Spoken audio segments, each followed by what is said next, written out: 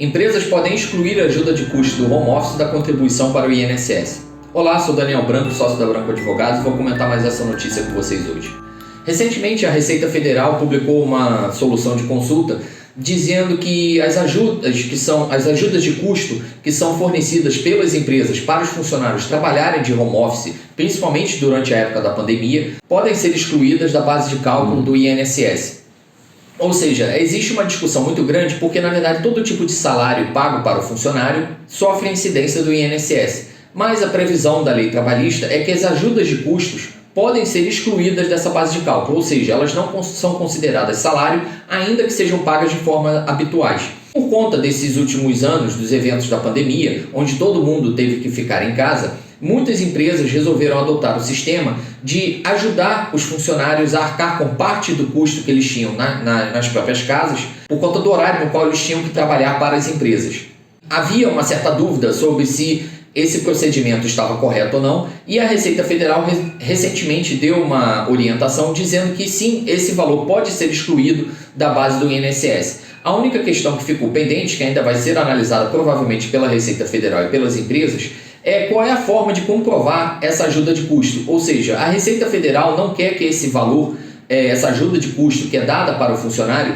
seja utilizada como uma forma dele aumentar o seu patrimônio. Então, está surgindo uma certa dificuldade em estabelecer qual tipo de documento que a Receita Federal vai exigir das empresas para comprovar que essas ajudas de custo podem ser excluídas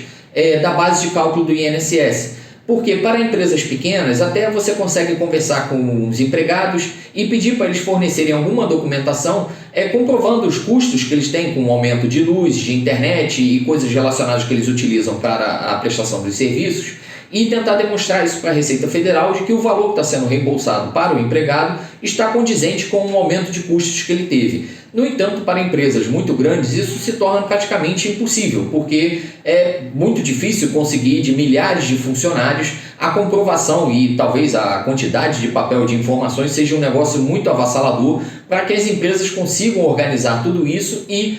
apresentar para a Receita Federal a comprovação de que essas ajudas de custo fazem sentido dentro da realidade de cada empresa.